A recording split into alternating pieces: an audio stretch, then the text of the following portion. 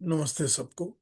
और thank you कि आप सबने ज्वाइन किया। आज हमारा त्योहारों का मौसम चल रहा है, तो इस मौसम में बड़ा मुश्किल हो जाता है सबके लिए टाइम निकालना, मगर दैट्स ओके। एक बात और बहुत जरूरी है कि आज 25 तारीख है। अम, हमारा अगला सेशन होगा 25 26, उसके बाद आएगा 31, 1 तारीख को। करेक्ट, 1 नवंबर। लेकिन 2 नवंबर को हमारे टोरंटो का टाइम चेंज हो जाएगा। तो इसीलिए 2 नवंबर को जो यहाँ कनाडा में टोरंटो में मेरे से ज्वाइन कर रहे हैं, वो सुबह 9 बजे ज्वाइन करेंगे, 10 बजे की जगह। क्योंकि हमारा टाइम 1 घंटा बैक हो जाएगा। इंडिया वालों का टाइम चेंज नहीं होगा, पाकिस्तान वालों का, किसी और का टाइम चेंज नहीं होगा। हमारा टोरंटो वालों का टाइम 10 ओ क्लॉक की जगह 9 ओ क्लॉक हो जाएगा, 9 AM। तो इस चीज को ध्यान रखिएगा। वो 2 तारीख संडे के लिए, सैटरडे को नहीं होगा, 2 तारीख संडे के लिए। खैर, ये तो छोटी सी एक वो थी इंफॉर्मेशन। बढ़ते हैं आगे। आज चलिए एक मंत्र पे बात करता हूँ, उसके बाद आगे बढ़ते हैं गीता के 18th अध्याय पर, 18th चैप्टर पर।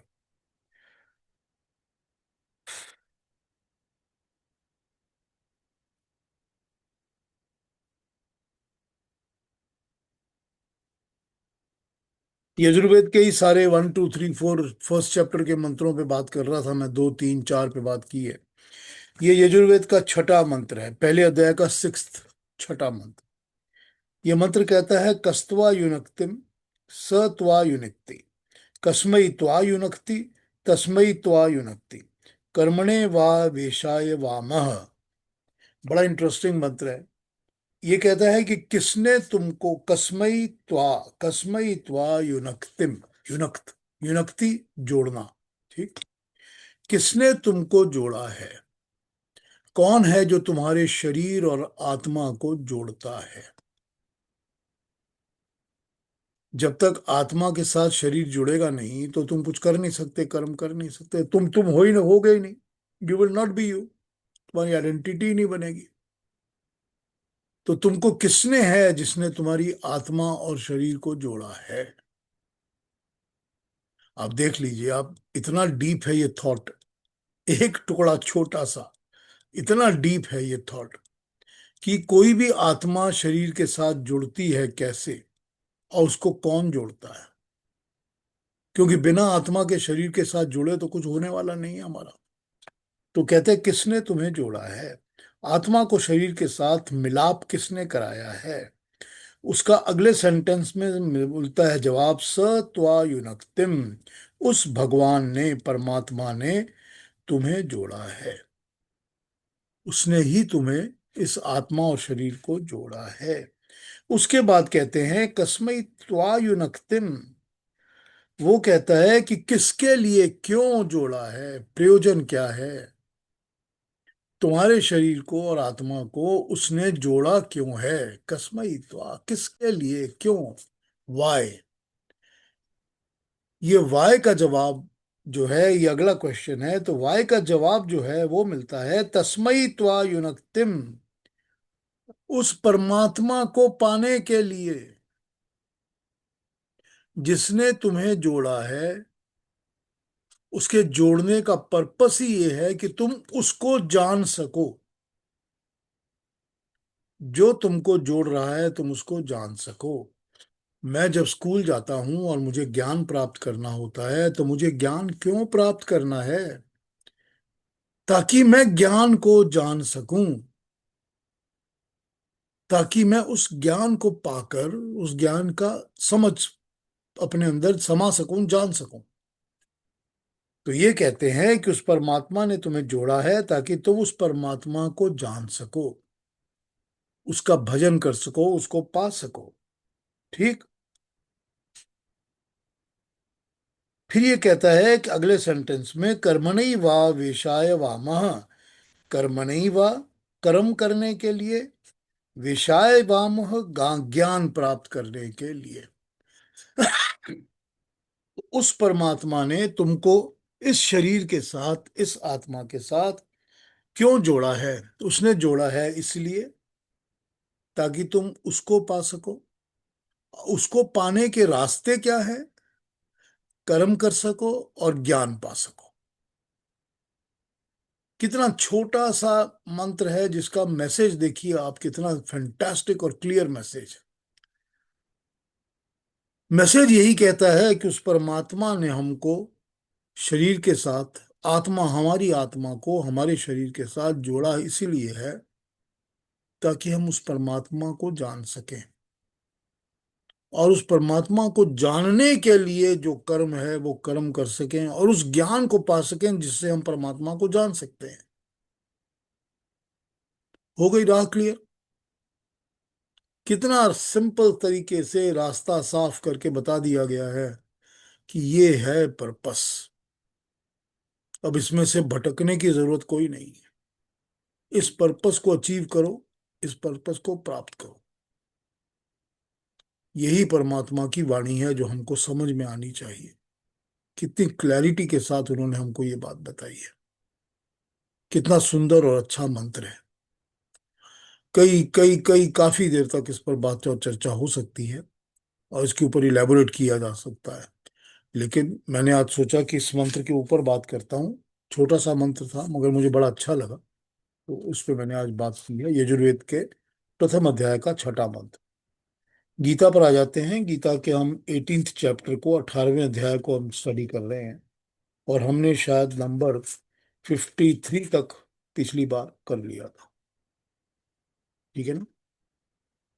अब 51 से, 50 से, रादर 51 नहीं, 50 से, 50 से भगवान कृष्ण ने अपनी जो ट्रैक है वो थोड़ी बदल दी है, और बदल कर वो परमात्मा को, ब्रह्म को प्राप्त करने का रास्ता हमको दिखा रहे हैं। हमको बता रहे हैं कि ब्रह्म की प्राप्ति या ब्रह्म का, परमात्मा का साक्षात्कार कैसे होगा। अब अभी हमने यजुर्वेद के मंत्र में पढ़ा है, सुना है, जो मैंने आपसे बताया है अभी, कि परमात्मा ने आत्मा और शरीर की युनक्ति, जोड़, दोनों को मिलाप किया ही इसीलिए है ताकि हम उस परमात्मा को जान सकें। तो जब उसने किया ही इसीलिए है तो हम उस परमात्मा को कैसे जाने? क्योंकि हम तो जिंदगी में प्रकृति और प्राकृतिक वस्तुओं के पीछे भटक जाते हैं। ये सारी जो चकाचौंध हमारी चारों तरफ है, उस चकाचौंध में हम पागल हो जाते हैं। कभी एक चीज की लालसा, कभी दूसरे चीज का लोभ, कभी किसी चीज का मोह, कभी किसी चीज की माया। हम भटकते ही रहते हैं। और इस भटकाव के अंदर हमको किस तरह से अपना वही रास्ता मिलेगा जो मैंने अभी आपको यजुर्वेद के मंत्र में बताया, कि परमात्मा ने आत्मा और शरीर का मिलाप तो किया ही इसीलिए है कि हम उस परमात्मा को जान सकें। और उस परमात्मा को जानने के लिए जो हमको कर्म और ज्ञान की आवश्यकता है, उसको पाकर हम उसको जान सकें। तो अब ये जो 51, 50, 51, 52, 53 जितने भी अब श्लोक हैं, इन श्लोकों में भगवान कृष्ण वही कर्म और ज्ञान हमको देंगे, जिस कर्म और ज्ञान के द्वारा हम उस परमात्मा को पा सकते हैं, उससे हम मिल सकते हैं, साक्षात्कार कर सकते हैं, एकाकीकार हो सकते हैं। वही चीज हमको भगवान कृष्ण यहाँ समझा रहे हैं।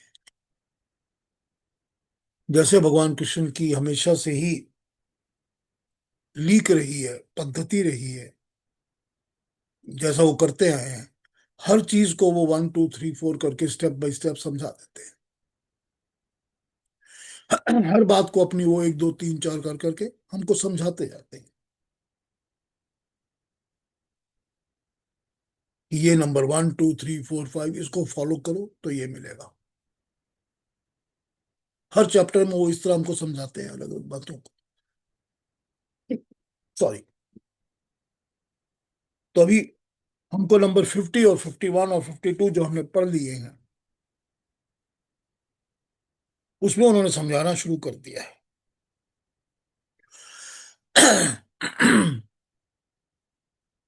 तो एक बार पॉइंट वाइज रिवीजन करता हूं।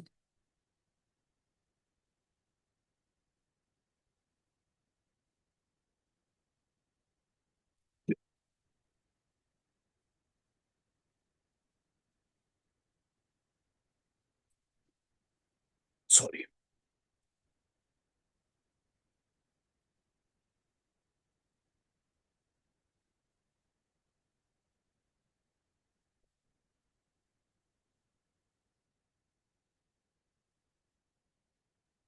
पहले पॉइंट को, फर्स्ट पॉइंट को, नंबर 50 में वो हमको बताते हैं कि जो सिद्धि प्राप्त कर लेता है, सो पहले तो कर्म और ज्ञान, जो कर्म और ज्ञान है हमको, वो सिद्धि प्राप्त करने के लिए यूज होने चाहिए। ज्ञान भी और कर्म भी। कि सिद्धि कैसे प्राप्त होगी? तो पहले तो कर्म और ज्ञान से हमको सिद्धि प्राप्त करनी है, जिसके लिए इन्होंने काफी सारे पॉइंट्स हमको पिछले श्लोकों में बढ़ के बता दिए हैं, जिस पर हम बात कर चुके हैं कि हमको सिद्धि, सिद्ध पुरुष कैसे बनना है। तो पहली कंडीशन तो हो जाती है कि हमको सिद्धि प्राप्त करनी है। अब वही बात है ना कि हमने कह तो दिया कि यजुर्वेद का मंत्र हमको बता रहा है कि तुमको परमात्मा ने जन्म दिया है या शरीर का आत्मा से मेल किया है, ताकि तुम उस परमात्मा को प्राप्त कर सको, उस परमात्मा को मिल लो, उससे, उसके साथ एक हो सको। तो उसके एक होने के लिए तुमको कर्म करना है और ज्ञान प्राप्त करना है। ये भी वेद ने बता दिया हमारे को। तो कर्म क्या करना है और ज्ञान क्या प्राप्त करना है? तो कर्म ये करना है कि पहले मुझको सिद्ध पुरुष बनना है, और ज्ञान को वही ज्ञान प्राप्त करना है जो मुझे सिद्धि की तरफ लेके जाता है। तो ये तो एक पूरा का पूरा काम का, प्रोग्रेस का काम का हो गया कि मुझे ये प्रोसेस फॉलो करना ही है कि मुझे सिद्ध पुरुष बनना है, मुझे सिद्धि प्राप्त करनी है। तो सिद्धि प्राप्ति और सिद्ध पुरुष बनने के उन्होंने काफी सारे पॉइंट्स हमको पहले समझा दिए हैं। अब वो बता रहे हैं जब तुमको सिद्धि मिल जाएगी तब क्या करना है ताकि तुमको परमात्मा की प्राप्ति हो सके। तो वही बात हुई ना कि पहले तुमको बता दिया गया कि तुमको ग्रेजुएशन करनी है, बीएससी पास करनी है, तो ये तुम्हारा कोर्स मटेरियल है, ये किताबें पढ़नी है, तुमको बीएससी मिल जाएगी। उसके बाद अब तुमको बताया मास्टर्स डिग्री कैसे मिलेगी। क्योंकि जब तक तुम बैचलर्स डिग्री नहीं करोगे तो मास्टर्स में तो एडमिट हो नहीं सकते। जब तक पहली डिग्री नहीं कंप्लीट करोगे तो दूसरी में जाओगे कैसे? वो तो प्री कंडीशन पहले ही होती है। बिना प्री कंडीशन तो आप उसमें जा नहीं सकते। तो प्री क्वालिफाइंग ही उसकी कंडीशन ये है कि आपको सिद्धि प्राप्त हो चुकी है। और सिद्धि प्राप्त होने के बाद अब आपको ब्रह्म की साक्षात्कार करनी है, तो कैसे करनी है? तो ब्रह्म की साक्षात्कार की पहली उन्होंने जो बात रखी है 50वें श्लोक में, वो कहते हैं कि अब तुमको मैं समझाता हूं कि तुमको जब सिद्धि प्राप्त हो चुकी है, उसके बाद ब्रह्म की साक्षात तुमको होगी। और ब्रह्म की साक्षात क्या होती है, ये उन्होंने दो वर्ड में डिस्क्राइब कर दिया। दो वर्ड्स में कहते हैं ब्रह्म की साक्षात होती है ज्ञान की पराकाष्ठा। मतलब ज्ञान का अंतिम, हाईएस्ट लेवल ऑफ नॉलेज। जो हाईएस्ट लेवल ऑफ नॉलेज है, जो ज्ञान की पराकाष्ठा है, वो होती है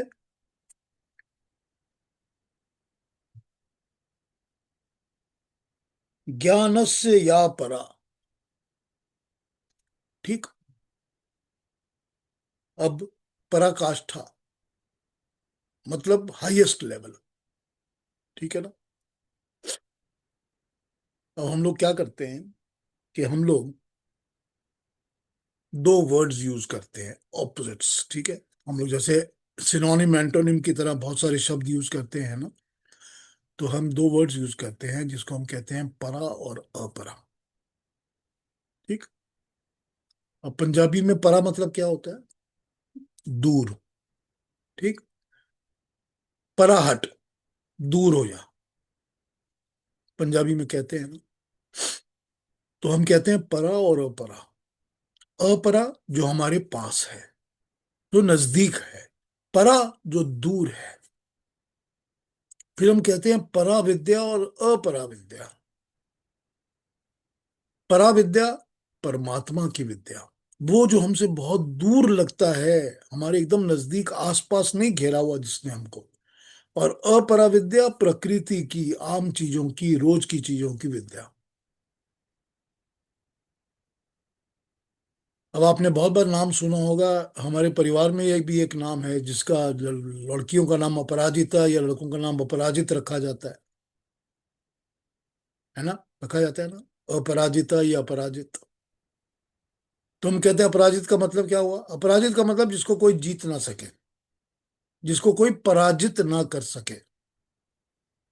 करेक्ट? यही नॉर्मल बोलचाल में तो यही कहा जाता है ना। लेकिन उसका मतलब होता है जिसने अपरा को जीत लिया है,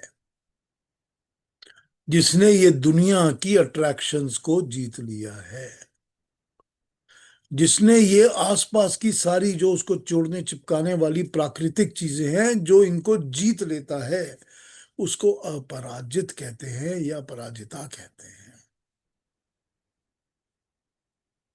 हम इस चीज की ठीक ट्रांसलेशंस नहीं करते, या हम ये कहिए वर्डली, वर्ड शाब्दिक ट्रांसलेशन करते हैं, भाव की ट्रांसलेशन नहीं करते।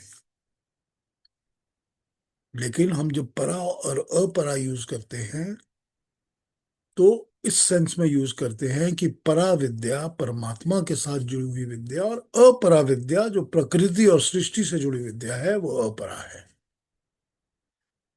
तो ये जो दो वर्ड्स यूज करते हैं परा और अपरा, यहां पर यही बताया गया है कि ज्ञानस्य या परा, परा का ज्ञान, उस परा का ज्ञान जिसको हम परा विद्या कहते हैं, तो उस ज्ञान की पराकाष्ठा, काष्ठा मापदंड, मेजर, काष्ठा मेजर, जो भी माप, किसी भी चीज का जो माप होता है वो। तो परा का माप क्या है? परा का माप वो एंडलेस ज्ञान है उस परमात्मा का जो परा का माप है। तो ये जो ज्ञान की पराकाष्ठा है, ये ज्ञान की पराकाष्ठा ही तो ब्रह्म का साक्षात्कार है। अब यहां पर बात होगी कि मेरे सामने तो वो मुकुट पहनकर हाथ में कमल लेकर और एक चक्र लेकर खड़े हो जाएंगे और मेरा साक्षात्कार हो जाएगा परमात्मा का। ये तो खुद भगवान कृष्ण नहीं बता रहे ना हमको, वो खुद भी ये बात नहीं बता रहे, बता सकते थे, वो तो ये बात नहीं बता रहे। वो तो बता रहे हैं परमात्मा का साक्षात्कार का मतलब होता है कि ज्ञान की पराकाष्ठा। जब ज्ञान का वो लेवल मिल जाता है, हाईएस्ट लेवल ऑफ नॉलेज आपको मिलता है, तब होती है आपकी परमात्मा से साक्षात्कार, परमात्मा से फेस टू फेस होना ज्ञान की पराकाष्ठा है। और ज्ञान प्राप्त करने की ही बात तो हमने अभी वेद मंत्र में पढ़ी थी कि कर्म से और ज्ञान से तुम परमात्मा को प्राप्त करोगे। तो पहले तो वो परमात्मा जिसको आपने प्राप्त करना है, सिद्धि मिल गई है, सिद्ध पुरुष हो गए हैं, अब परमात्मा को प्राप्त करना है। पहले तो वो परमात्मा क्या है कि जिसको हमने प्राप्त करना है। तो पहले ही श्लोक में बता देते हैं कि परमात्मा तो ज्ञान की पराकाष्ठा है। ज्ञान का हाईएस्ट लेवल, हाईएस्ट पॉइंट, उस परमात्मा का ज्ञान, यही ज्ञान की पराकाष्ठा, वही परमात्मा है। ये मत समझ के बैठना कि किसी रूप में परमात्मा तुम्हारे सामने आके खड़ा हो जाएगा। परमात्मा ज्ञान है, वो ज्ञान की तरह ही ऊपर से आएगा और ज्ञान की तरह ही समा जाएगा अपने अंदर। जब हाईएस्ट लेवल ऑफ ज्ञान मिलेगा तो परमात्मा का दर्शन होगा। वही परमात्मा की ज्ञान की पराकाष्ठा ही ब्रह्म है। पहले मंत्र में, श्लोक में यही बता दिया है। अब उसको कैसे पाना है, अब तुमको आगे बताऊंगा मैं। तो भगवान कृष्ण ने पहले पॉइंट में ही ज्ञान की पराकाष्ठा को ब्रह्म का साक्षात्कार बना दिया। है ना क्लैरिटी? बिल्कुल, बिल्कुल साफ तरीके से, क्लियर तरीके से अपनी बात समझा दी भगवान कृष्ण ने। इसमें भटकने की कोई गुंजाइश ही नहीं है। महेश जी, आप कुछ कहना चाह रहे हैं? हाँ पीयूष जी, सॉरी इंटरप्शन के लिए, लेकिन हम लोग जो अपराजित के बारे में डिस्कशन हो रहा था, तो उसमें ग्रामेटिकली अगर ए पे ब्रेक लेते हैं तो उसका ऑपोजिट हो जाता है, यानी कि पराजित का ऑपोजिट अपराजित। लेकिन अपरा पे ब्रेक लेते हैं तो उसका अपराजित को जो अपरा को जो जीत लेता है उसका meaning. So is it related to somewhat of a pronunciation, या कहाँ पे हम ब्रेक लेते हैं, या कॉन्टेक्स्ट के अंदर? नहीं, भाव शाब्दिक है कि भाविक है? हम्म। मैं उसका वर्डली वर्ड के हिसाब से मीनिंग ले रहे हैं या उसकी भावना के हिसाब से मीनिंग ले रहे हैं? हम्म। दोनों में थोड़ा फर्क हो जाता है। तो वही बात है और कुछ नहीं है। अच्छा। दोनों ठीक है, गलत कोई नहीं है। They are both correct. Right, right. They are both correct.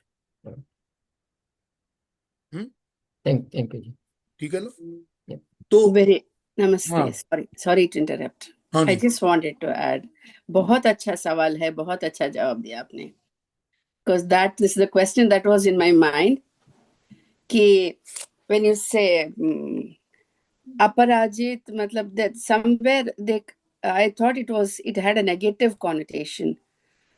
So, I mean, very, very neat way of explaining. You did it well, and the question was equally good. Thank you for both. नहीं, sorry, इसमें negative कुछ नहीं है। इसमें कोई negative नहीं है। अपराजित अगर हम नॉर्मल सेंस में जैसे लोगों के नाम होते हैं समझते हैं, उसका मतलब somebody who cannot be defeated। Okay, correct. okay. I पराजित, thought it was neglecting. No no मतलब, नो, I अपराजित is somebody who cannot be defeated। okay, yeah. One of पराजय, the meanings. Yeah. पराजय इज डिफीट।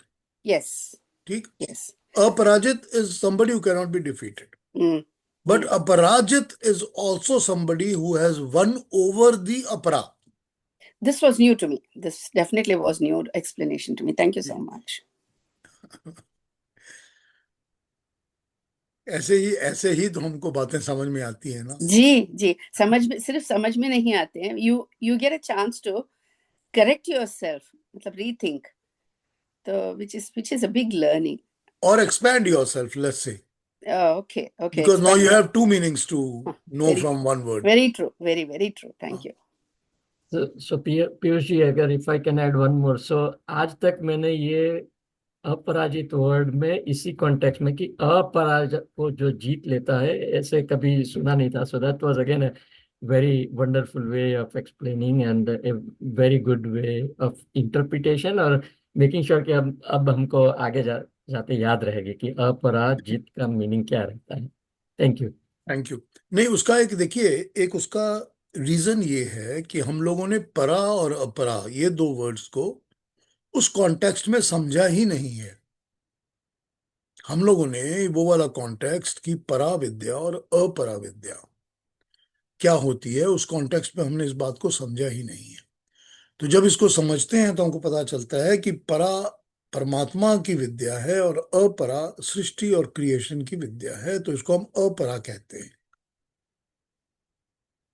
अब जब आप अगर वेदों को पढ़ते हैं या वेद मंत्रों को पढ़ते हैं तो ये परा और अपरा बहुत कॉन्स्टेंटली यूज होता है और वहां पर इसी रेफरेंस में यूज होता है। तो फिर हमको ये नॉलेज पता चलता है कि क्या है और क्यों लिखा गया है ये। ठीक है ना? तो ये भगवान कृष्ण ने जो पहला पॉइंट अपना रख दिया यहां पर कि ब्रह्म की प्राप्ति क्या है, ब्रह्म क्या है। ब्रह्म जो है वो ज्ञान की पराकाष्ठा है। इसको आप समझ लीजिए। कहीं आप कुछ और ढूंढ नहीं रहे हो, कहीं आपके मन में ये बैठा नहीं हो मैं तो कुछ और ढूंढ रहा था, ये भगवान कृष्ण ने तो कुछ और बता दिया। ये बड़ी क्लैरिटी के साथ समझ जानी चाहिए बात, क्योंकि गीता में भगवान कृष्ण यही मैसेज देके यही समझा रहे हैं। तो जब इन्होंने बता दिया कि ज्ञान की पराकाष्ठा ही ब्रह्म है, परमात्मा है, फिर वो अगले बात से अगले सेंटेंस से यानी कि 51 से लेकर अब वो आपको बताना शुरू करेंगे कि वो कौन से कर्म हैं और वो कौन सा ज्ञान है जिससे हम उस ज्ञान की पराकाष्ठा को पहुंच सकते हैं। फिर वो बताना शुरू करेंगे। तो उन्होंने अगले हम श्लोक में जो हम कर चुके हैं हमको बताया कि विशुद्ध बुद्धि से युक्त होकर बुद्धि विशुद्ध होनी चाहिए, प्योर विशुद्ध। अब वो आगे पहले हमको फोर्थ या फिफ्थ किसी एक चैप्टर में, मुझको याद नहीं है, कि वो विषय व्यवसात्मक बुद्धि और विशुद्ध बुद्धि और इन सब पे बात कर चुके हैं कि बुद्धि कैसी होनी चाहिए, कौन सी बुद्धि पक्की और अच्छी बुद्धि होती है, कौन सी बुद्धि खराब होती है, कौन सी बुद्धि डामाडोल होती है, लड़कती लुढ़कती रहती है, और कौन सी फर्म पक्की होती है, फोकस्ड होती है। इस पर वो पहले समझा चुके हैं हमको, 1 2 3 करके बता चुके हैं कौन सा क्या करना चाहिए, हाउ टू अचीव, बड़ी क्लैरिटी के साथ बता चुके हैं। और दुनिया की, मेरे को कोई इसके अंदर असमंजस या शक या डाउट या नहीं है जब मैं ये बात बोलता हूं कि दुनिया की जितनी भी सेल्फ इम्प्रूवमेंट और मोटिवेशनल बुक किताबें बनी हुई हैं दुनिया में, जिस मर्जी लैंग्वेज में बनी है, जिस मर्जी लैंग्वेज में बनी है, उन सब ने गीता के ही लेसन्स में से निकाल के सब कुछ वहां छापा हुआ है, सब ने। तो मैंने आपको बताया, पता नहीं, I have shared this with you once before, कि मैं रॉबिन शर्मा के एक लेक्चर को सुनने गया हुआ था, और वो बातें कर रहे थे, monk who sold his Ferrari वाले जो रॉबिन शर्मा है, जो लेक्चर देते हैं कॉर्पोरेट लेवल पर, how to motivate yourself and team building वगैरह सब चीजों के ऊपर। मैं लेक्चर अटेंड कर रहा था, लेक्चर दे रहे थे, लेक्चर देने के बाद मैं उनसे मिला, तो उन्होंने अपनी किताब दी मेरे को, मैंने उस पर उनसे ऑटोग्राफ लिए। मैंने कहा, सर आपने आज जो भी बातें कही है ना, ये सारी की सारी आपने गीता से बोरो करके कही है। When I told this to him, he looked at me and he said, "You must be correct." But honestly मैंने गीता नहीं पढ़ी, पर ये बातें मेरे को मेरे फादर ने बताई हैं सारी, और फादर गीता पढ़ा करते थे। That's what Robin Sharma told me. It was good that he was honest enough to admit and tell me all this. लेकिन जितने भी दूसरे राइटर्स हैं जो भी इस तरह की किताबें लिखते हैं, वो सब के सब गीता के अंदर से निकाल के ही लिख के बताते हैं आपको। तो ये जो विषय विशुद्ध बुद्धि भगवान कृष्ण बता रहे हैं, कौन सी बुद्धि है जो विशुद्ध बुद्धि होती है, उसकी क्लैरिटी वो पहले कर चुके हैं, आपको बता चुके हैं कि कौन सी बुद्धि विशुद्ध। He does not leave you in the lurch, कि मैंने बोल तो दिया, तुम भटकते रहो, कि तुम सोचते रहो ये क्या बोल दिया, कहां से ढूंढूं इसको मैं। वो इसको बता चुके हैं आपको, एकदम क्लैरिटी के साथ बता चुके हैं कि वो विशुद्ध बुद्धि कौन सी है। तो उस विशुद्ध बुद्धि के साथ जुड़ जाओ, उसके साथ युक्त होकर, और उसके बाद धैर्य, दृढ़ता, संयम, पेशेंस, पेशेंस, और अपने विश्वास के ऊपर पक्का टिके रहना, और अपने अंदर संयम रखना, कंट्रोल। हो गई बातें तीन। पहली उन्होंने विशुद्ध बुद्धि बताई, फिर ये बताई, फिर बताया शब्द और बाकी जितनी भी इंद्रियां हैं। तो इंद्रियां एक और इंद्रियों के विषय दो, ठीक। आंख, नाक, कान, जो भी इंद्रिया है, और उसके जो विषय शब्द, रस, गंध, सब उसके विषय हो गए, सब्जेक्ट्स हो गए। उन सब को कंट्रोल करके, उन सब से अपने मन को हटाकर, ताकि इंद्रियां भी ना भटकें और उनके विषय तुम्हारे लिए एग्जिस्ट ही नहीं करते। तो फिर राग और द्वेष, इनको नष्ट कर दो। अट्रैक्शंस, किसी के साथ चिपकना, किसी के साथ बहुत ज्यादा जुड़ना, राग, और किसी को हेट करना, द्वेष। राग और द्वेष। तो इन्होंने हमको सेकंड सेंटेंस के अंदर ऑलरेडी 5 और 5 और 2, 10 12 कंडीशंस आपको 12 बता दिए, कर्म और ज्ञान कि ये 12 1 2 3 4 5 मैंने बता दिए, इनको फॉलो करो। तो पहला सेंटेंस जो उन्होंने बताया अपना ज्ञान प्राप्ति वाला, उसमें इन्होंने 12 चीजें आपको बता दी हैं क्या करना है, जिससे कि आपको ज्ञान प्राप्ति की तरफ आप आगे, या ब्रह्म की प्राप्ति की तरफ आप आगे बढ़ सकते हो। अगले कंडीशन में जो नंबर 52 है, इन्होंने 8 और बता दिया आपको, अनदर 8। क्या 8 बताए हैं? एकांत स्थान का सेवन, भीड़ भाड़ भट्टा ये सब कुछ नहीं अच्छा लगता, अकेले बैठकर उसमें अपना ही चिंतन मनन करना। तो एकांत जगह का जब आप सेवन करेंगे, तो आपके अंदर एकाग्रता और ध्यान आएगी। एकाग्रता, कंसंट्रेशन, मेडिटेशन। ध्यान, वही मेडिटेशन, कंसंट्रेशन। तो जब एकांत का सेवन करेंगे, तभी तो ध्यान भी आएगी और एकाग्रता भी आएगी, अपने अंदर ही आएगी। अगर बहुत ज्यादा भीड़ भाड़ में बैठे होंगे, हल्ला हो रहा होगा, चिल्ला रहे होंगे, तो उसमें ना ध्यान लग सकता है ना एकाग्रता हो सकती है। आप नहीं कर सकते। लोगों के बीच में बैठे हुए हैं आप, बहुत सारे लोग बैठे हैं, किसी समस्या प्रॉब्लम के ऊपर आपको कुछ चीज सोचनी है, तो भी आप क्या करोगे? आप अपनी आंखें कान वान बंद करके ऐसे बैठ जाओगे कि भाई मेरे को अब सोचने दीजिए। तो क्या है, वही तो है ना। एकांत एकांत स्थान अपने अंदर ही क्रिएट करना पड़ता है ना। फिर उसके अंदर एकाग्रता और ध्यान को कंसंट्रेट करना पड़ता है। तो एकांत स्थान, ध्यान, एकाग्रता। अल्प आहार, यानी कि खाने के पीछे भागते मत रहिए हमेशा। वही खाइए जिसकी जरूरत शरीर को होती है, बस। नो मोर। खाने पीने का लालच नहीं होना चाहिए।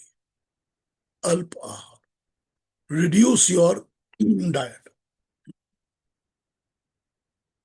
मैंने किसी एक डॉक्टर का नोट पढ़ा था कहीं पर, जिसने एक लेक्चर में कहा था कि दुनिया में कोई बिना खाए नहीं मरता, खा के ही मरते हैं सारे। ज्यादा खाते हैं, गलत खाते हैं, खा खा के मर जाते हैं, बिना खाए कोई नहीं मरता। तो ये बिल्कुल ठीक कहा है। अल्प आहार करने में सुख है। आहार को कम कर दिए। यू विल सरप्राइज, आपको लगता है ना कि पेट नहीं भरा। जो भी आप, जितना भी आपको प्लेट में थाली में भरा उसका 50% खा के देखिए, फिर भी पेट भर जाए, फिर भी भर जाए। मन नहीं भरता हमारा, वो दूसरी बात है। तो ये जो मन है ना, ये खाना मन को खिलाना बंद कर दीजिए। तो मन को खिलाने की जगह बॉडी को ही खिलाइए, और उतना ही खिलाइए जितनी बॉडी को जरूरत है। तो यही तो अल्पाहार है। अल्प, छोटा, कम, अल्पाहार। उसके बाद बता रहे हैं कि वाणी, शरीर और मन, तीनों, क्योंकि कर्म तीनों से होते हैं ना। मानसिक कर्म, वाचिक कर्म, शारीरिक कर्म, कर्म तो तीनों से होते हैं ना। तो इसीलिए तो इन तीनों को, शरीर वाणी मन को वश में रखना पड़ेगा, इन कंट्रोल, ताकि गलत कर्म ना हो। हमने तो कर्म पे ही ध्यान देना है ना, कर्म और ज्ञान के ऊपर। तो ज्ञान के ऊपर ध्यान देने के लिए हमको आवश्यक है कि हम एकांत, ध्यान और एकाग्रता पर मेडिटेट करें। और कर्म के लिए हमको जरूरी है कि वाणी, शरीर और मन हमारे वश में होने चाहिए, और आहार कम होना चाहिए।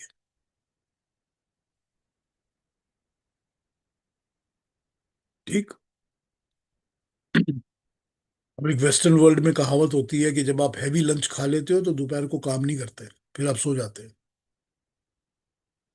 तो जब शरीर ढीला हो जाता है, आलस हो जाता है, लेजीनेस आ जाती है, तो फिर उसका मतलब क्या है कि उस आहार का क्या फायदा है जो शरीर को काम ही नहीं करने देता। क्योंकि आप आहार खा रहे हो ताकि शरीर में एनर्जी आए और आप काम करो। लेकिन जब आप इतना खा लेते हो कि शरीर काम ही नहीं करता है, ढीला हो जाता है, लेटना पड़ता है, तो फिर उस आहार का फायदा क्या है? उल्टा उल्टा हो गया ना पर्पस। तो आहार कर्म के लिए, वाणी, शरीर और मन पर वश रखना है, वो भी कर्म के लिए। और फिर ध्यान और एकाग्रता और वैराग्य की शरण लेना। ना वाणी, शरीर और मन वश में आएगी, और ना ही ध्यान आएगा वश में, जब तक कि हम एक वैराग्य का ध्यान को अपने अंदर नहीं समाएंगे। वैराग्य, ये मेरे लिए नहीं है, दिस इज नॉट फॉर मी। मुझे इससे अपने आप को छुड़ाना है, अलग होना है, छूटना है। ये बंधन है, ये पाश है, ये मुझको बांध के रखता है। और जितनी चीजें बांधने वाली होती हैं, जो पाश होती हैं, वो सब की सब दुख देती हैं, कष्ट देती हैं। और जितनी दुनिया की अट्रैक्शंस हैं जिनको मैं सुख समझता हूं, वो अल्टीमेटली सब दुख देती है, सब। त्रिविध त्रिविध दुख कहा जाता है, तीन टाइप के दुख। वही आध्यात्मिक, आदि भौतिक और आदि दैविक। तीन टाइप के दुख देते हैं। शरीर को दुख देते हैं, आत्मा को भी दुख देते हैं, और आध्यात्म को भी दुख देते हैं। स्पिरिचुअलिटी को भी दुख देते हैं, हर तरह से हमको दुख पहुंचाते हैं। जिस भी चीज से आप जुड़ जाते हैं, जिसके भी बंधन में आप पड़ जाते हैं, वो आपको दुख देता है। किसी किसी मनुष्य के बंधन में, अब ठीक है, मेरे साथ मेरा पार्टनर है, मैं बहुत ज्यादा प्रेम करता हूँ, बड़े बंधन में है एक दूसरे के यहाँ, उसकी डेथ हो जाती है तो खत्म हो गई ना बात। फिर क्या होता है? फिर वो दुख ही दुख रहता है ना, फिर हमेशा ही दुख होता रहता है। हर एक किस्म का बंधन, दुनिया का कोई भी ऐसा बंधन जो इसके भी साथ आप जुड़ जाओगे और चिपक जाओगे, वो आपको दुख देगा। तो वैराग्य किस चीज का? वैराग्य हर चीज का, जो भी दुनिया की वस्तु है, they are not for me. जो मेरे शरीर के लिए जरूरी है वो शरीर के लिए जरूरी है, मेरे लिए नहीं है वो। मैं कौन हूं? मैं आत्मा हूं, मैं ज्ञानवान हूं, मैं इस शरीर का मालिक हूं, मैं इस शरीर को ओन करता हूं।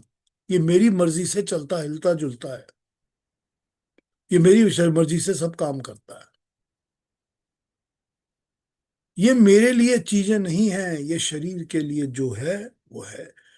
मुझे ये कपड़ा पहनना पड़ता है क्योंकि शरीर को जरूरत है, क्योंकि ठंड लग रही है तो मैंने जैकेट पहन लिया है। मेरी आत्मा को ठंड नहीं लग रही है, और मेरी आत्मा को इस जैकेट के साथ मोहब्बत में पड़ने की कोई जरूरत नहीं है। नहीं है ना? मगर हम पड़ जाते हैं ना कि हाय इतना अच्छा है, मेरा फेवरेट है, मुझको ऐसा एक और चाहिए। हो गई ना? फिर क्या होगा? फिर जब नहीं मिलेगा और ये फट जाएगा तो फिर दुख होना शुरू होगा, फिर दुख शुरू हो जाएगा ना। ये दुख, हर एक चीज जिसके साथ हम जुड़ते हैं, जिसके बंधन में हम पड़ते हैं, वो हमको हमेशा दुख ही देता है, हमेशा दुख देता है। तो वैराग्य, तो इस सेंटेंस में इन्होंने हमको 8 बातें बता दी हैं। क्या 8 बताई हैं? एकांत स्थान, अल्प आहार, वाणी, शरीर, मन, तीनों को वश में रखना, ध्यान, एकाग्रता और वैराग्य। ये सर, ये लाइफ टाइम मिशन है, ये सारे के सारे। ये 1 2 3 4 8 आप लटका के बोर्ड पे सामने रख लीजिए अपने, और कहिए मैंने इनको फॉलो करना है। सारी जिंदगी निकल जाएगी इनके ऊपर अमल करके इनको फॉलो करने में।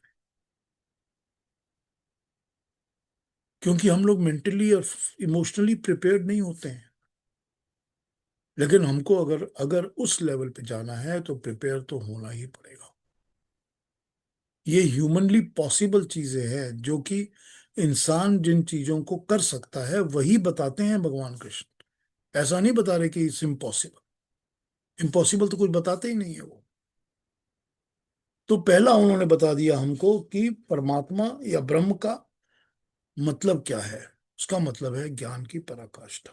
उसके बाद वाले में उन्होंने 5 और 5 का डिवीजन करके और 2 ऐड करके राग द्वेष को 12 हमको कंडीशंस वहां बता दी कि ये 12 को फॉलो करो कर्म और ज्ञान की तरह।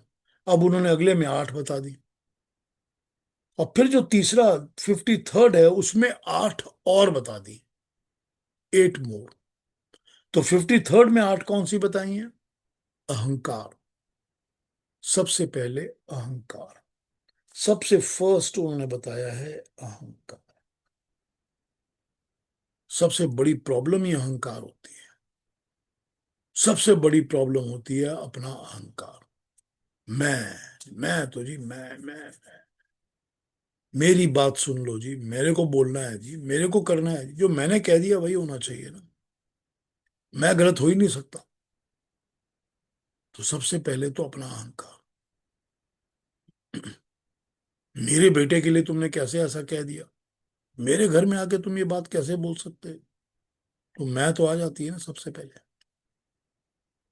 तो सबसे पहला वर्ड ही उन्होंने कह दिया अहंकार।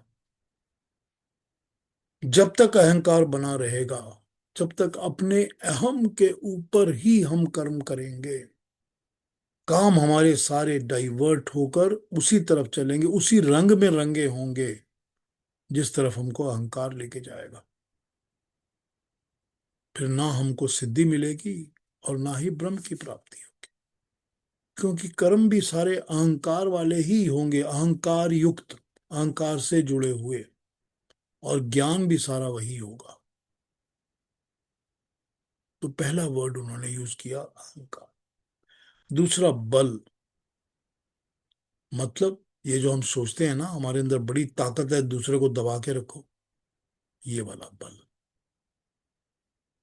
कि शरीर में ताकत इसलिए नहीं दी है कि दूसरे को हर्ट करो या ताकत में दबा के रखो, इसके लिए बल नहीं दिया हुआ। बल दिया है ताकि तुम परमात्मा के कर्मों को कर सको, धर्म युक्त कर्मों को कर सको, अपने आप को ठीक रास्ते पे चला सको, दूसरों की मदद कर सको, दूसरों को हेल्प कर सको। बल नंबर 2। क्योंकि हम बल का ही तो मिसयूज करते हैं हमेशा। जो बड़ा हो जाता है, ताकत वाला हो जाता है, बड़ी बॉडी बड़ी बिल्ड हो जाती है, वो क्या करता है? दूसरे लोगों को बुली करता है, हर दूसरे को तंग करता है, हर किसी को धक्का मारता है, क्योंकि वो बल का मिसयूज कर रहा है। तो नंबर 2 उन्होंने बताया, अहंकार के बाद बल। वो ताकत जो तुमको मिली है वो किस काम में आनी चाहिए। फिर उसके बाद उन्होंने बताया दर्प, काम, क्रोध। दर्प, दर्प के अंदर वो कर्म आ जाते हैं जो चालाकी के भरे हुए होते हैं, जो किसी दूसरे को बेवकूफ बनाने के लिए हमको पता होता है कि हमको इसके लिए लीगल या कानून की सजा नहीं मिलेगी, law will not be doing anything against me, लेकिन मैं ये कर सकता हूं। वो जो बॉर्डर लाइन चालाकी वाले काम होते हैं ना, वो सब के सब दर्प में आ जाते हैं। और दर्प के अंदर भी अहंकार और अभिमान भी छुपा होता है, क्योंकि दर्प होता ही तब है जब उसमें अभिमान और अहंकार दोनों होते हैं, तभी दर्प आता है। मेरे अंदर वो चालाकी का कर्म आएगा ही तब जब मुझको लगेगा मैं तो कर सकता हूँ जी, मैं इतना इंटेलिजेंट हूँ, देखो मैं कितना अक्लमंद हूँ, मैं इतना अक्लमंद हूं कि इन सबको बेवकूफ बना सकता हूं, मैं इतना अक्लमंद हूं कि हाथ उठाऊंगा और कहूंगा छू, और मेरे हाथ में चमत्कारी लड्डू आ जाएगा और सारे समझेंगे कि ये भगवान है ना। दर्प, वो है दर्प। तो अहंकार, बल, दर्प, काम, क्रोध। काम, कामनाएं, इच्छाएं, हर चीज की कामना, कोई भी काम। ठीक है, जब आप नॉर्मल लोगों से या नॉर्मल जगह में सुनोगे, इस तरह के लेक्चर सुनोगे, और कभी भी किसी भी आप गुरु या किसी से बातें सुनोगे काम की, तो कहेगा कि नहीं, मतलब ये इसका काम का मतलब होता है वासना या शारीरिक या सेक्सुअल डिजायर। वो उसको इसी तरह ट्रांसफर कर देंगे। तो ये ठीक है, चलिए, वो भी एक डिजायर है, वो भी एक कामना है। लेकिन कामना का मतलब सिर्फ वो नहीं होता है। काम का मतलब होता है कोई भी कामना, कोई भी चीज की जो आपके दिल के अंदर इच्छाएं दबी बैठी हैं, इच्छाएं बहुत ज्यादा छलांग लगा रही हैं, वो सब कामनाएं हैं, सबकी सब कामनाएं। तो फिर वही बात हो गई ना कि जब तक मेरे मन के अंदर, मेरे दिल के अंदर किसी भी चीज को पाने की कामना, कि मुझको तो जी 4 किलो सोना और खरीदना है, वो पाने की कामना तो छुपी हुई है अंदर। जब तक छुपी हुई है तब तक तो मेरे मन के अंदर से वैराग्य भी नहीं होगा, एकाग्रता भी नहीं होगी, मन पर वश भी नहीं होगा, कर्म भी मेरे उल्टे सीधे होंगे। कोई भी कामना हो जाए ना, कोई भी। तो उन्होंने बताया काम, कामना, और क्रोध, एंगर। क्योंकि जब भी हमारी कामनाएं पूरी नहीं होती तो हमको क्रोध आता है। ठीक है ना। जब भी हमारी कामना पूरी नहीं होती हमको गुस्सा आता है, इरिटेशन होती है। तो जब क्रोध, इरिटेशन और गुस्सा होता है तो हम गलत डिसीजन लेते हैं, गलत बातें बोलते हैं, मन में गलत विचार आते हैं। तो ना वाणी कंट्रोल में रहती है, ना वश में अपने मन रहता है, और ना कर्म रहते हैं, ना शरीर के वश में रहता है। फिर मैं गुस्से में था जी, मैंने बंदूक उठाई, गोली मार दी, तो हो गया ना काम। तो वश में क्या था? कुछ भी नहीं था वश में। तो जब गुस्से में मनुष्य रहता है या क्रोध में रहता है तो उसका दिमाग ठीक काम नहीं करता, और क्रोध जो होता है वो अपना आपा ही खो देता है। चाहे वो आपको बॉडीली आपने कोई भी एक्शन ना लिया हो कि नहीं जी मैंने कंट्रोल कर लिया अपने आप को, मैंने बॉडीली कोई एक्शन नहीं लिया, लेकिन मन का कर्म तो हो गया ना। मन ने तो कर्म कर लिया, वाणी ने भी हो सकता है कर्म कर लिया हो, मुंह से भी बोल दी हो बात, वो भी तो कर्म है। तो चलिए मुंह से बोली बात भी कंट्रोल कर ली, मेरे मुंह से बात नहीं निकली, अंदर ही दबी रह गई, तो भी तो मन का कर्म तो हो गया ना। कहीं ना कहीं तो गुस्सा जो है वो हर्ट तो करता ही है, क्रोध हर्ट तो करता ही है। और अगर क्रोध रहेगा अपने बॉडी में, अपने मन के अंदर क्रोध रहेगा, तो मन में एकाग्रता ध्यान कहाँ से आएगा? कहाँ से आएगा ध्यान? परमात्मा का नाम, परमात्मा का ध्यान आएगा कहाँ से जब तक मन के अंदर क्रोध बैठा रहेगा? तो उन्होंने आपको पहले ही एक दो तीन चार पांच, अहंकार बल दर्प काम क्रोध, फिर धन संपत्ति का को छोड़कर, इस पर लगे रहना कि मुझको तो अपनी प्रॉपर्टी और पैसे की ही सारी वक्त चिंता रहती है। तो अगर प्रॉपर्टी पैसे की चिंता है तो मन वहीं लगा रहेगा, वही बात, वही बात। फिर आप कहाँ से आगे बढ़ोगे? फिर ज्ञान कहाँ से प्राप्त करोगे? उसी चिंता में बैठे रहोगे हंसना। अगर प्रॉपर्टीज और पैसे हैं तो उनको मतलब बिखेर देना है, खराब कर देना है, ये तो बोला नहीं ना कहीं पर। लेकिन उनके अंदर लगे रहना सारा टाइम, उनकी चिंता ही करते रहना, उनको छोड़ कर देने के अंदर अपनी भावना नहीं होनी कि मैं छोड़ नहीं सकता, मतलब चिपक गया हूं मैं, बंधन पड़ गया है मुझको, वो भी पाश हो गया है, वो भी बंधन है।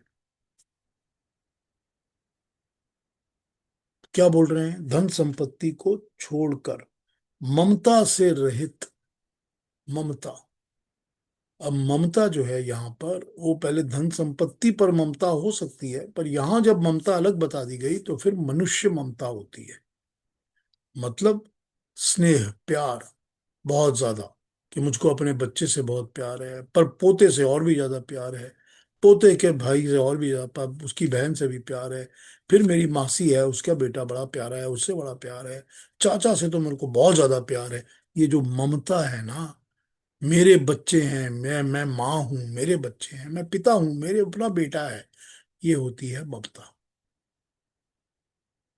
इस ममता को छोड़ना पड़ेगा, क्योंकि फिर वही बात कि जब आप ममता इसमें, आपका मन इसमें लगा है, तो फिर वैराग्य तो हो ही नहीं सकता। वैराग्य की कंडीशन कहाँ से आएगी? क्योंकि आप छोड़ ही नहीं सकते। और जब आप छोड़ नहीं सकते तो उसके लिए भी तो आप कर्म वही करोगे जो उसके ममता वाले कर्म होंगे। तो ममता वाले कर्म होंगे तो फिर वो कर्म कहाँ से, परमात्मा की प्राप्ति वाले कहाँ होंगे? फिर वो ममता भी मिलेगी, ममता जिससे हो रही है वो भी मिलेगा, परमात्मा नहीं मिलेगा। उस फेर में मत बैठे रहिए। सो धन संपत्ति को छोड़ना, ममता से रहित। अब यहां पर ये क्लैरिफाई कर देना चाहिए बहुत क्लियरली, क्योंकि हमने यहाँ पर एकांत कहा, वैराग्य कहा, धन संपत्ति को छोड़ना कहा, ममता को छोड़ देना कहा, लेकिन कहीं भी भगवान कृष्ण इसके पहले आपको ये नहीं कहते हैं कि अपने कर्मों को, अपनी सब काम काज छोड़कर लुंगी पहनकर पहाड़ों में निकल जाओ। कभी भी नहीं कहते। वो हमेशा कहते हैं कि वो गलत करते हैं जो इस तरह का काम करते हैं, आपको अपने कर्म तो करते ही रहना है। जो आपकी ड्यूटीज है उसको आप पूरी तरह से करते रहिए। करते रहते ही आपको ये सब करना है कि आप ममता से रहित हो जाओगे। आपने धन संपत्ति को छोड़ दिया है। छोड़ दिया है का मतलब ये नहीं है कि आपने अलग होके बैठ गए, वो फेंक दिया, इधर उधर कर दी। छोड़ दिया मतलब उसके साथ चिपकना, जुड़ना, मोह छोड़ दिया है, उसका मोह छोड़ दिया है, उसकी जो अट्रैक्शंस है वो खत्म हो चुकी है। जो ड्यूटीज है वो कर्म आप कर रहे हो पूरे। तो यहां पर मिसअंडरस्टैंड नहीं करना चाहिए हमारे को। उसके बाद उन्होंने क्या कहा? उन्होंने कहा कि शांत स्वभाव का करना, यानी कि शांत हो जाना, मन शांत, स्वभाव शांत, उथल पुथल चंचलता नहीं होनी चाहिए। जो मन कॉन्स्टेंटली भटकता रहता है, देखो जी 10:02 हो गए हैं, अभी तो मेरे को टीवी ऑन करना है, मेरे को ये शो देखना है, उसके बाद तो मेरे को किटी पार्टी में जाना है, उसके बाद मेरे को बाहर निकलना है, फिर डिनर तो खाना ही है। ये मन हमेशा घूमता रहता है ना इधर उधर। इसको फोन कर लूं, उसको बता दूं, व्हाट्सएप की मैसेज आई है 4 ग्रुप में फॉरवर्ड कर दूं अभी के अभी, नहीं तो कोई और कर देगा, फिर मेरा क्या होगा। तो ये जो मन के अंदर घूमता रहता है कॉन्स्टेंटली, ये मन जो है अशांत होता है तो वश में नहीं होता, और जब मन वश में नहीं होता तो ज्ञान प्राप्त नहीं कर सकता। जब मन शांत होता है तभी उसको ज्ञान प्राप्ति होती है। जब क्लास में बैठे होते हैं और टीचर कुछ पढ़ा रहा होता है, तो अगर मन हमारा उस वक्त किसी बाहर की चीज में लगा होगा तो हमारे मन में कोई ज्ञान नहीं आएगा। मन शांत होगा तो समझ आएगा कि सामने टीचर जो पढ़ा रहा है वो हमको समझ आ गया। क्यों? क्योंकि मन शांत था। तो जब तक मन शांत नहीं होगा ज्ञान प्राप्त नहीं। तो ये इसके बाद वो कहते हैं, उसके बाद ब्रह्म के साथ एकाकार करने के योग्य तुम हो गए हो, ये नहीं हुआ, तुम्हारी क्वालिफिकेशंस हो गई हैं। अब ये जो उन्होंने पिछले श्लोकों में आपको 12, यहाँ 8 या 20 और यहाँ 8 28, 28 कंडीशंस जो आपको बता दी हैं, जब ये आपके अंदर होंगी तो आप ब्रह्म का एकाकार, एक साथ उनका साक्षात करने के योग्य हो जाओगे। योग्य, एबल, केपेबल, क्वालिफाई कर लोगे अब आप। अभी हो नहीं गया आपका कुछ, अभी आप क्वालिफाई किए हो। तो ये तो उन्होंने आपको क्वालिफिकेशंस की, प्री क्वालिफिकेशंस की कंडीशंस बताई हैं सारी की सारी, कि जब ये होगा तब तुम योग्य हो जाओगे। योग्यता मतलब मैं इसके काबिल हो गया हूं, काबिलियत, काबिलियत योग्यता, ठीक है ना। तो वो होती है योग्यता, कि ठीक है मैं इसके काबिल हो गया, मैं ये कर सकता हूं, मुझे मिल सकता है, आई डिजर्व इट। तो ये जो योग्यता है, ये योग्यता प्राप्त करने के ही इन्होंने 53 तक अपने सारे श्लोकों में बताया है कि क्या है, क्या कंडीशंस है, क्या करना पड़ेगा तुमको, तो परमात्मा से, ब्रह्म से एकाकार तुम्हारा उस योग्य हो जाओगे तुम। तो सिद्ध पहले हो गए थे, सिद्ध पुरुष पहले हो गए थे, सिद्धि मिल गई थी, उसके बाद अब बाकी चीजों पे काम करना शुरू किया। जब ये सब प्राप्त हो गई तो अब तुम परमात्मा के एकाकार के योग्य हो, कि अब तुम ब्रह्म के साथ एक होने के योग्य हो गए हो। 53 तक हमको भगवान कृष्ण यही समझा रहे हैं। अब 54 जो है वो हम लोग कल पकड़ लें। आप कुछ पूछना हो अगर आज, तो मेरे को लग रहा है कि टाइम तो होने लगा है। जो आज बातें की हैं मैंने, आज थोड़ा डिटेल में पिछले मंत्रों को समझाया, पिछले श्लोकों को समझाया है आप लोगों को टाइम लेके, ताकि ये मिस नहीं हो जाए, ये पॉइंट्स मिस नहीं हो जाए। जब तक ये पॉइंट समझ में नहीं आएंगे आगे बढ़ने का फायदा नहीं है। और ये अपने अंदर हम अगर संभाल लेंगे ना, बैठा लेंगे, तो पता चलेगा कि हाँ ये ज्ञान जो है ये काम का ज्ञान है, यही मुझे आगे लेके जाएगा, भटकने की गुंजाइश नहीं रहेगी। इसीलिए मैंने थोड़ा इलेबोरेट करके इस पे आज बात कर ली है। कल हम 54 पे आगे नेक्स्ट श्लोक पे बात कर लेंगे, क्योंकि अब हमारी, क्या कहा जाए उसको, हम उस हमारी काबिलियत हो गई कि हम अगला श्लोक पढ़ सके। ठीक है ना। तो अगला श्लोक हम कल पढ़े। हाँ ज्योति जी, आप पूछे, क्या पूछेंगे? नमस्ते पीयूष जी। नमस्ते नमस्ते जी। नमस्ते टू एवरीवन। आपको मुझे ये पूछना है कि हम लोग कभी भी बात करते हैं भगवत गीता और I mean whenever we talk about good things in life and all that, we always quote Rigveda and Yajurveda. Okay, we never talk about Samaveda and Atharvaveda. Why? Only because I think Samved talks about more about chants, music, and Atharva Ved talks more about magic and spells and all. Is that the reason these two Vedas are never been spoken about? नहीं ऐसा नहीं है, ऐसा कुछ नहीं है।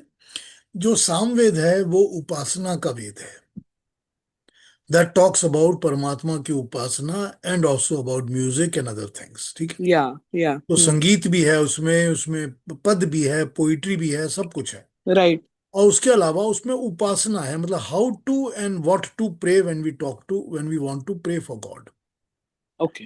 तो उपासना के जो उसमें से श्लोक हैं, वो हम लोग मंत्र हैं, वो हम लोग नॉर्मली नहीं लेते, पर ठीक है ले सकते हैं। मैं कभी कभी उनको लेता हूँ, आई टॉक अबाउट इट। हाँ, because I usually have found out. I mean, once when I've joined you, na, we usually and it is a correct thing. And there's no right wrong out over there what I'm talking about.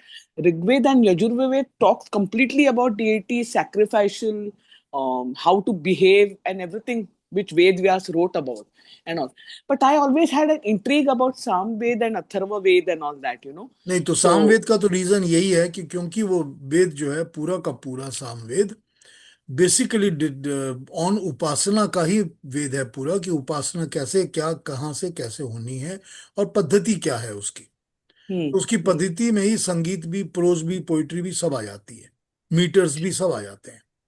ठीक। हाँ, तो उसका that's what I हर एक thought I should. हाँ, हर एक मंत्र जो है उसका उसका मीटर पे सेट है मंत्र। आपको वो मंत्र मीटर के हिसाब से ही बोलना पड़ता है। और हाँ, जो अच्छा। मीटर सेट है वो सारे ऐसा क्यों हुआ भाई? उनमें से ही राग निकल कर आए हैं। जितने भी हमारे राग हैं, जितना म्यूजिक है, सब कुछ। यस, यस, ये तो मुझे पता है, इसके लिए तो मैंने पूछा वो आपको। यस। वो सामवेद का तो वो सब्जेक्ट मैटर है। जो अथर्ववेद है वो प्रैक्टिकल एप्लीकेशन ऑफ ऋग्वेद है। हम्म। ठीक है। हम्म। वो आपको बताता है साइंटिफिक एनालिसिस ऑफ द ज्ञान। तो ज्ञान ओके। मोस्टली क्योंकि ऋग्वेद के अंदर है, तो उसके अथर्ववेद के अंदर उसकी साइंटिफिक एप्लीकेशन है। ठीक। अब या। हम्म। राइट। अब बट अगर हमको देखना हो कि ऋग्वेद हमको बताता है कि सृष्टि की क्रिएशन होती है, करेक्ट। परमात्मा सृष्टि बनाता है और परमात्मा एक टाइम के बाद सृष्टि को समाप्त भी उसी तरह करता है जैसे बनाता है। तो राइट। क्रिएट भी करता है और प्रलय भी करता है और फिर उसका हम्म। पालन पोषण भी करता है, सस्टेनेंस भी करता है। ठीक। हम्म। हम्म। अथर्ववेद बताता है कि क्रिएशन में 4 अरब 32 करोड़ साल लगते हैं और प्रलय में भी 4 अरब 32 करोड़ साल लगते हैं। और हम्म। उसके बीच में जो सस्टेनेंस है उसका पीरियड 14 मनवंतरों में डिवाइड होकर ये वाला पीरियड है। तो हम्म। उस ज्ञान की जो साइंटिफिक एनालिसिस है वो ये क्या अथर्ववेद। हो रहा है? हम्म। ठीक है। ओके। इसीलिए एंड व्हाट हमने, अबाउट, या हाँ, सॉरी, या कैरी ऑन। इसीलिए हमने नॉर्मली गीता के अंदर ऋग्वेद और यजुर्वेद की रेफरेंसेस मिल जाती हैं। करेक्ट। हम्म। और ज्यादा रेफरेंसेस तो उपनिषदों की और दर्शनों की मिलती हैं। राइट। सांख्य दर्शन, योग दर्शन, न्याय दर्शन, इनकी मिलती है रेफरेंसेस। हम्म। और उपनिषदों की मिलती है। या। हाँ बताइए, या और दैट, कुछ पूछेंगे? या that's what I wanted to ask, because ये सामवेद और अथर्ववेद कहीं पे भी उसका उल्लेख होता नहीं है ना। इसके लिए मैंने पूछा कि, and I know about what it is and all that. इसके लिए मैंने पूछा कि क्यों ऐसे होता है। Thank you so much, thank you. कोई बात नहीं होती है, ठीक है। हाँ सीता जी कुछ पूछ रही थी आप? जी, आई वाज जस्ट वंडरिंग, जब राग का टॉपिक आया तो नॉर्मली ये वेद मंत्र जिसे रेवती राग में कंपोज किया गया है, जिसे बैरागी भैरव कहते हैं हिंदुस्तानी में। तो only Samaveda is suppose to be in a different, completely different raga. When you listen to Samved, it sounds more like Quran chanting. There is a lot of मतलब speculation about this. लेकिन जब सुनते हैं आप, it sounds so much like Quran, that you hear over the mic or anywhere you hear. So somewhere there is a match, right? Somewhere there is a match to evoke the vibrations, the human vibrations. I'm still looking at it, but I would appreciate if you can talk about it a Sita ji little. ये जो chanting की बात कर रही हैं, जो गुरुबानी होती है ना, गुरु ग्रंथ की गुरुबानी, वो भी उसी तरह साउंड करती है। Hmm. ठीक है ना। Hmm. अब Hmm. उसमें रीजन ये है कि सामवेद ने हमको ये बताया कि चैंटिंग कैसे होनी चाहिए। Hmm. ठीक, उपासना की चैंटिंग कैसी होनी चाहिए। सामवेद ने चैंटिंग के मल्टीपल एवेन्यूज और तरीके और वेज भी हमको बताए हैं। अब वो सामवेद Okay. की जो चैंटिंग बताई गई है, उसी चैंटिंग को फॉलो करके ह्यूमैनिटी चैंटिंग कर रही है। सारी ह्यूमैनिटी चैंटिंग उसी को फॉलो करके कर रही है। Hmm. किसी ने Hmm. एक पर्टिकुलर स्कूल ऑफ चैंटिंग के ऊपर ज्यादा ध्यान दिया, किसी ने एक दूसरी पे ध्यान दिया। लेकिन वो जितने स्कूल ऑफ चैंटिंग्स हैं वो सब सामवेद से निकल कर आई हैं, क्योंकि जितने मीटर हैं, ठीक है, मैं जो आपसे बात कर रहा हूं ये बात भी तो एक मीटर पे कर रहा हूं ना। फिर आप mm, कहेंगी एक mm, इस आपने ऐसे ऐसे ऐसे, यहाँ पर ब्रेक है, यहाँ पर ज्यादा बोला, यहाँ पर कम जोर से बोला, ये भी तो एक मीटर है ना। तो जो mm, भी जितने भी मीटर हैं वो मीटर सब सामवेद से निकल कर आते हैं, हमको सामवेद ने सब सिखाए पढ़ाए हैं। तो mm, ताल भी, सम भी, राग भी, सब कुछ तो mm. सामवेद से निकल कर आता है ना। Correct, correct, correct. तो उसी को एकदम तो हम अलग फॉलो, है, हटके है, या उसी को हम फॉलो करके उसके हिसाब से ही हम बोला करते हैं ना, कि ये देखिए इसको ऐसे बोलना चाहिए, इसको जी, ऐसे। जी, because they say Samved has everything to do with evoking the vibrations that's correct, within you. Yeah you हाँ, are right, evoking the vibration is very correct. yeah, thank तो you, जब thank you. मेंटल मन के अंदर वो waves evoke होती Yeah, so it has to be chanted correctly, and unless you can chant it correctly, they don't accept.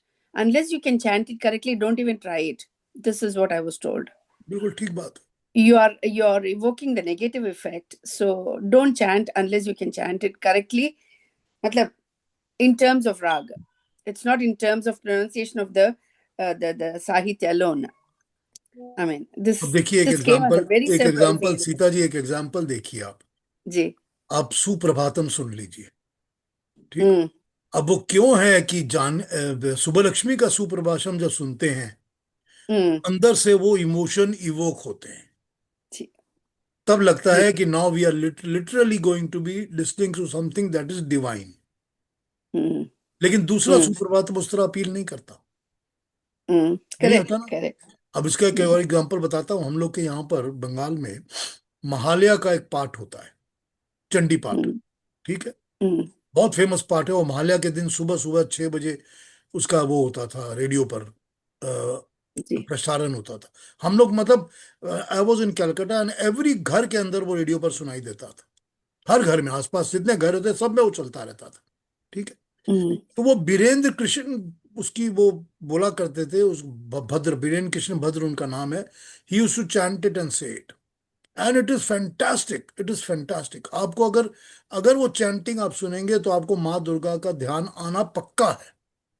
mm, इतना अच्छा होता है वो, पूरा 100% टूवर्ड्स द आवागमन, you can say, to calling of माँ Durga that she is going to come mm, now. mm, that is the whole chanting. वो फिर mm. एक साल क्या हुआ, आपने एक साल ये हुआ कि जो रिकॉर्डिंग कंपनी थी उन्होंने कहा कि चलिए अब ऐसा करते हैं कि हमारे इंडिया बंगाल का सबसे नंबर 1 हीरो तो उत्तम कुमार है, तो उत्तम कुमार की आवाज में इस चैंटिंग को लेते हैं, उनसे करवाते हैं। क्या Mm, सुपर फ्लॉप था, आप सोच नहीं सकते। mm, it was super flop. People those people who are fans of Uttam Kumar started उसको गाली देने लगे कि तुमने किया क्या ये। mm, चैंट देखिए, देखिए, वो इवोक करने का जो एक चैंटिंग का भाव होता है ना, वो ji. उस भाव के साथ होना बहुत जरूरी है। Mm, तो वही चीज, तो अब ये यहाँ पर कमर्शियलिज्म और प्रोफेशनलिज्म डज नॉट वर्क, वो नहीं काम करता। यहाँ डिवोशन काम करती है, यहाँ पर डेडिकेशन टू द टेक्स्ट वो काम करती है। and appealing to the soul. हाँ, it has to, then only will appeal to the soul. Right. आपने that was a nice example of Suprabhat जो आपने लिया. Another one which is very often quoted is Vishnu Sahasranam. उसका जी, भी वही असर होता है। कितने लोगों के मतलब मुंह से सुना है, but it doesn't appeal to you as much as MSG की वॉइस में जो अपीलिंग क्वालिटी है। ठीक, तो जी, yeah. बिल्कुल। I mean, whether I feel it individually or everybody feels it, I don't know, but no no, I've very anybody who often heard listens to it people. Will feel it, Mm, anybody will feel it. समझ आएगा कि नहीं समझ में आएगा दूसरी बात है, पर फीलिंग होगी। जी, जी, very true. Yeah, thank you so much. Piyush ji, ये आप जरा फिर से बताएंगे, ये कौन सा है जो आप कह रहे थे कि कलकत्ता में सुना करते थे, और कौन है जो सुनाते थे? सुबह मंगला। महालया कहते हैं उसको, मेघालय कहते हैं, महालया। अच्छा। तो महालया का चंडी पाठ, महालया चंडी पाठ ढूंढ लीजिए वीरभद्र के नाम पर, वीरभद्र, बीरेंद्र अच्छा। कृष्ण भद्र नाम था उनका शायद, बीरेंद्र कृष्ण भद्र। उनका ढूंढ लीजिए और उसको सुनिएगा, वो दुर्गा का चंडी पाठ है, बहुत ही अच्छा है वो, बहुत अच्छा है। Piyushi, I just हाँ wanted to ask you just now. I think Sita ji was telling you about this Samved. I didn't understand. ये सामवेद का राग कुरान जैसे लगता है. Samved is a Ved where all the ragas are being mentioned. Now, what is this chant of Samved? I didn't understand. I told you, chant, Samaveda के chant जो हैं वो मल्टीपल स्कूल ऑफ चैंटिंग्स हैं. Okay. उसमें से एक school of chanting जो है वो कुरान वाले फॉलो करते हैं. अच्छा, okay, तो okay. उसको, that is why it looks similar when they follow that, हाँ, it looks a little similar. But okay. Samaveda की chanting has multiple schools and multi, because all ragas have come out of Samaveda. Correct, जितने भी exactly. राग हैं दुनिया में वो सामवेद से निकल कर आए हैं. जितने भी ताल हैं, प्रोज हैं, छंद हैं, वो सब सामवेद से. Correct, correct. इसके लिए मैंने सोचा कि एक सामवेद राग कौन सा होता है करके नहीं, मैं उसका एक राग समझ. नहीं है, लेकिन वो हम्म, उसका स्कूल ऑफ चैंटिंग कोई भी फौज, जैसे गुरु ग्रंथ साहब वाले एक स्कूल ऑफ चैंटिंग फॉलो करते हैं. हाँ, Mm, हाँ. mm, mm. The dominant, the more popularized or more dominant kind of a method. मतलब ज्योति जी जो बात कर रहे हैं वो she's talking about the content. I'm talking about the method. So yeah, there are many methods, but the content remains the same, right? अब मैं आपको पहले बोल चुका हूँ ये बात, मैंने अपनी माँ के हाथ का लिखी हुई डायरी देखी हुई है जिसमें उन्होंने सामवेद के मंत्रों को लिखा हुआ है, 1875 मंत्र.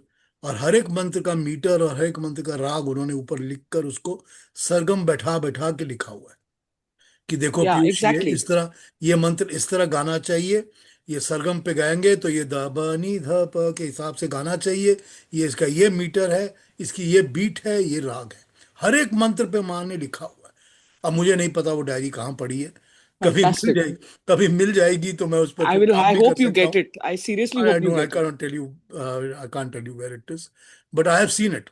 I have seen it because mom has shown it to me. She showed it to me and elaborated and spoke about it to me. How lovely.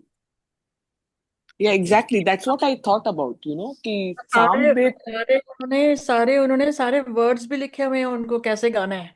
हाँ, वही बता पूरा रहा वाओ, हूँ. पूरा लिखा हुआ है उन्होंने। वही बता रहा हूँ. हम्म, पब्लिश होनी चाहिए, अमेजिंग, प्रिंट होनी चाहिए. अमेजिंग. हम्म।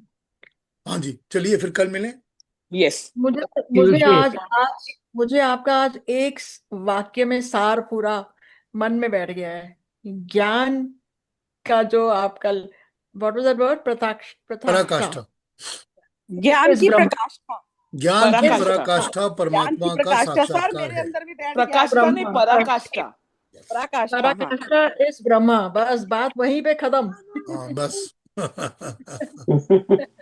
पीयूष जी, एक एक दो मिनट है और एक क्वेश्चन है हाँ जी. आज के टॉपिक पे। अ, आप लेकिन हम लोगों ने जो काम क्रोध लोभ वगैरह की बात की, तो जनरली कहीं पे कुछ पढ़ा था कि अ, ईश्वर के 6 गुण रहते हैं: ऐश्वर्य, वीर्य, यश, श्री, ज्ञान, वैराग्य, और उनकी पराकाष्ठा रहती है। तो दैट इज द डेफिनेशन कि ये सब जो हाईएस्ट लेवल पे रहता है that is Ishwar, supreme being.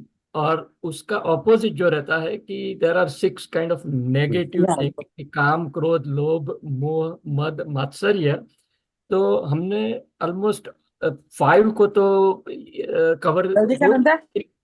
मात्सर्य का स्पेसिफिकली कुछ रेफरेंस नहीं था, तो is there something we are missing और is it covered somewhere else? नहीं नहीं, देखिए, इसकी जब हम एनालिसिस करते हैं ना, तो हम अपनी एनालिसिस अपने अलग अलग ग्रंथों के हिसाब से करते हैं. तो हमने अगर योग दर्शन से एनालिसिस करना है तो उसमें जिस तरह लिखा होगा हम उसको एनालिसिस उस तरह कर लेंगे. अगर हम उसको सांख्य या न्याय दर्शन के हिसाब से करेंगे तो थोड़ा सा अलग हो जाएगा. फिर आप कहेंगे ये एक वर्ड उसमें है, इसमें क्यों नहीं है. अब अगर हम इसको, अब एग्जाम्पल ले लीजिए कि जब हम अंतःकरण चतुष्टय की बात करते हैं तो हम मन, बुद्धि, चित्त और अहंकार की बात करते हैं. लेकिन जब योग दर्शन में बात करते हैं तो योग दर्शन में मन और चित्त एक हो जाता है. फिर उसको वो सेग्रीगेट नहीं करते, वो चित्त के नाम से ही सारी बात करते हैं. ठीक. तो उसका ये मतलब नहीं है कि वो रिकॉग्नाइज नहीं करता किसी चीज को. It is just a way of making people understand. तो समटाइम्स जैसे भगवान कृष्ण क्या कर रहे हैं, sometimes he approaches this way, sometimes he approaches the other way, sometimes the third way, to make you understand. तो ये बस वही है और कुछ नहीं है. थैंक यू जी। ठीक है और जी. एक लास्ट क्विक पॉइंट नोट सबसे शेयर करना था, जो ज्योति जी ने और सीता जी ने जो मेंशन किया था कि अभी मैं पंजाबी नहीं हूँ, मैं गुजराती हूँ। पंजाबी मेरे को आती भी नहीं है, लेकिन जब मैंने आपसे बात की थी वहाँ टोरंटो में मैरिज में आया था, तो वो पंजाबी के वेडिंग थे। तो उसमें मैं जाके गुरुद्वारा में बैठा था आंखें बंद करके, और उस समय पे जो चल रहा था उनका रिसाइटेशन, इट वाज, मेरे को पंजाबी आती नहीं, लेकिन इट वाज सो एनग्रॉसिंग कि आंख बंद यस, करके पता ही नहीं चला मेरे को। और that goes back to how they were reciting, and it was so touching to me. मैंने तो ऋग्वेद वगैरह कुछ अच्छी तरह से सुने भी नहीं है, लेकिन this was like I could just sit there and people are like, you are Gujarati, you don't even understand, कैसे अप्रिशिएट। मैंने बोला वो नहीं, पता नहीं, आनंद आता है मेरे को। सो हाँ, इट इज वेरी ट्रू। यही है ना Yeah, बात, देखिए। chanting. Yeah, chanting always is that way. हाँ, यही तो कमाल है ना। तो जब वो स्कूल ऑफ चैंटिंग फॉलो करके बोली जाती है तो सुनने में आनंद आता है, फिर परमात्मा, Absolutely, डिवाइन कनेक्शन अपने आप हो जाता है। absolutely. यही तो और बात है। गुरुबानी तो है ही वैसे. हाँ, गुरबानी है, उस पर बेस्ड ही उस पर है सारी। Yes, गुरुबानी है वैसे. You go in trance. I agree with that. MS Subbalakshmi Suprabhatam also. Yes, yes, And I have heard the Mahalaya also. It is very, very, very, very engrossing. Yes, You really feel, Language, look forward to the puja then. Yes, you look forward to puja, very correct. Yeah. language is never a barrier. Never language a is Yes. barrier. Never a barrier. Absolutely. चलिए फिर कल मिलें। Yes. Thank Thank you, you so much. Thank thank you. You Thank you. So much Thank. For being with me today. कल आगे बढ़ाते Namaste. हैं बात को, फिर भी कोई Yes. क्वेश्चन हो तो जरूर पूछ लीजिए। ठीक है। Thank Thank you. you. Thank you. Thank you. Thank you, everybody.